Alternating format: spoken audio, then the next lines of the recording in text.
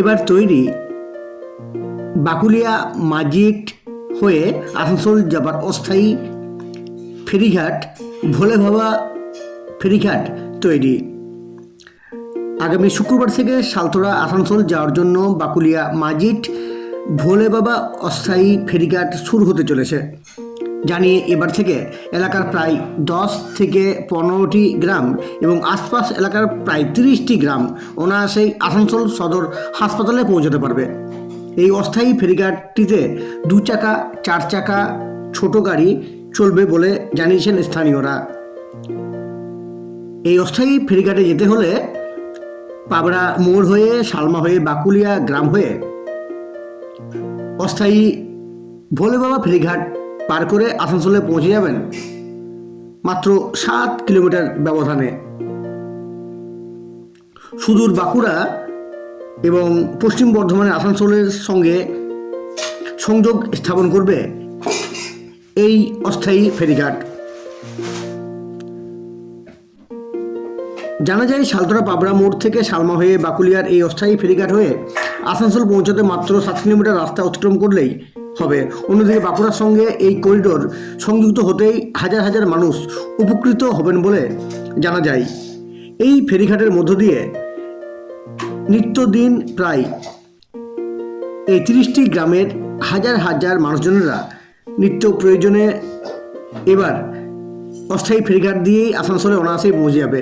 ঘুরে যেতে হবে না রানিগঞ্জ অথবা ঘুরপথে আসানসোল যাওয়ার জন্য প্রায় 60 কিলোমিটার রাস্তা অতিক্রম করতে হবে না। এই বিষয়ে স্থানীয়রা কি জানিয়েছেন তা আমরা শোনাবো।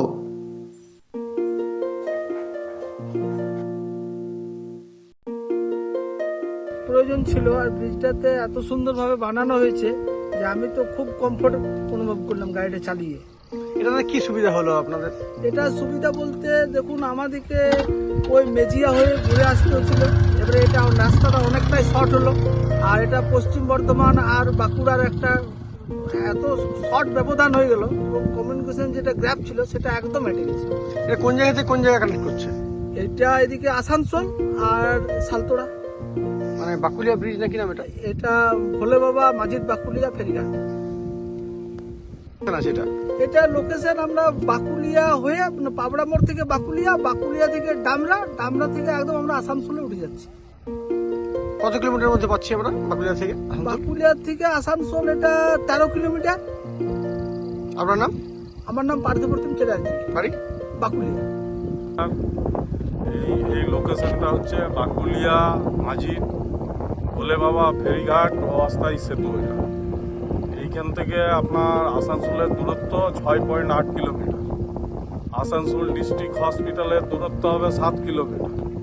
এখানে আপ টু 30টা গ্রাম সুদূর বাঁকুড়াকে যেতে হয় এখান থেকে 60 কিলোমিটার 65 কিলোমিটার দূর। সেটা 10 কিলোমিটারের মধ্যে অনেক হসপিটালেই পেয়ে যাবে। আমাদের যেমন আসানসোল ডিস্ট্রিক্ট হসপিটাল রয়েছে, অনেকগুলো নার্সিংহোম রয়েছে। তারপরে দূরত্ব মানে বাঁকুড়া আর পশ্চিম বর্ধমানের দূরত্বটা 6-7 কিলোমিটারের মধ্যে হয়ে গেল। আগে ভাবতে হতো আমরা আসানসোল যাব, কতটা ঘুরে কিভাবে যাব, নদীর অবস্থায় এই। যাই হোক, যে করেছে তাকে অনেক ধন্যবাদ। যে এই ব্রিজটা যে করেছে আমাদের সুবিধা হয়েছে, যাতায়াত করতে সুবিধা হবেও। আমরা যারা উত্তর বাঁকুড়ার প্রত্যন্ত এলাকায় বাস করি, আমরা প্রায় দিন আসানসোল যাওয়া আমাদের অভ্যাস। কিছু না কিছুর জন্য আমরা আসানসোল যেয়ে থাকি। তো সেইটা সুযোগটা আরও ভালো হয়ে গেল। এটা কবে থেকে আনুষ্ঠানিকভাবে চালু হচ্ছে? আমার তো মনে হয়েছে এখানে যারা ছিলেন ওনারা বললো শুক্রবার দিন সকাল থেকে চালু হবে। এবং এটা কানেকশন আসতে গেলে আপনাকে প্রথমে পাবড়া মোড় দিয়েও আপনি আসতে পারেন, বিহারীনাথ দিয়েও আসতে পারেন, কালিদাসপুর কলিয়ারি দিয়েও আসতে পারেন, আপ টু কালিদাসপুর মোড় দিয়েও আসতে পারেন। যারা আসবেন ঢেকিয়ার মানুষ, পাবড়ার মানুষ, গগড়া, কানুড়ি, তাদের আসানসোল যাওয়ার দূরত্ব অন্তত পক্ষে গগড়া থেকে আসানসোল যেতে গেলে 70 কিলোমিটার দূর হয়। এটা দিয়ে গেলে হয়তো 30-35 কিলোমিটারের মধ্যে আসানসোল চলে যাবে। আর যখন বর্ষার সময় কি তখন তো ফেরিঘাট চলে, নৌকা চলে, আমরা নৌকাতেই যাই। 12 মাসে সার্ভিস দেওয়া হয়? হ্যাঁ। নৌকাতে যাতায়াত করি, আমরা দেখেছি। আমরা আর এই ঘাট গিয়েওছি। কটা থেকে কটা খোলা হয়? দিবারাত্রি, মানে সব সময় থাকে, মানুষ থাকে, সব সময় যাতায়াত করে মানুষ। আপনার নাম এবং বাড়ি? আমার বাড়ি হচ্ছে এই পাশের গ্রাম মাঝিটাই। আমার নাম বাবল নায়ক।